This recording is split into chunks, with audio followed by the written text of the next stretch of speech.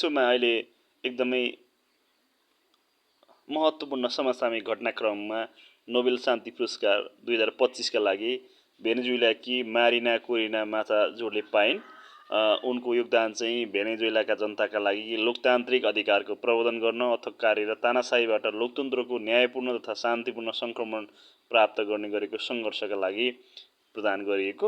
यसका दावेदारमा चाहिँ हामीले चर्चित रूपमा चाहिँ अमेरिकी राष्ट्रपति डोनाल्ड ट्रम्पलाई को चाहिँ जुन निरन्तर उनले आफूलाई नोबेल शान्ति पुरस्कारलाई चयन गरोस् भन्ने मान्यताका साथ विभिन्न देशमा शान्ति स्थापनाको नाममा चाहिँ जुन यो बखडा खडा गरिरहेका थिए, तर पनि उनले अन्तिम अवस्थामा आएर त्यो पाउन सकेका छैनन्, पाएनन् हैन। अब विश्वको अवस्था कस्तो हुन्छ त्यो हामीले हेर्न बाँकी नै छ। र तर ल्याटिन अमेरिकामा पछिल्लो वर्षमा देखिएको असाधारण साहसको उदाहरणको रूपमा मारिया कोरिना माचाजोरलाई यो पुरस्कार प्रदान गरिएको छ। र अहिलेको कन्टेक्स्टमा के छ भने भेनेजुएला र अमेरिकाको सम्बन्ध त्यति राम्रो छैन, किनभने भेनेजुएलामा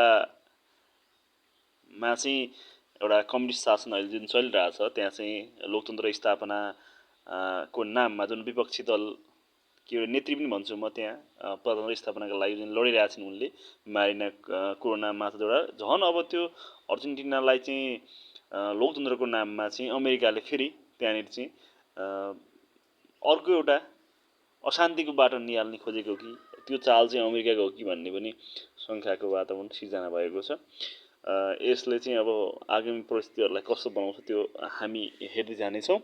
तर अहिलेका लागि चाहिँ नोबेल शान्ति पुरस्कार 2025 जुन चाहिँ नर्वेजियन त्यहाँको सरकारले अथवा नर्वेजियन त्यहाँको नोबेल पिस प्राइज कमिटीले चाहिँ घोषणा गर्छ वर्षौनी विभिन्न विधामा।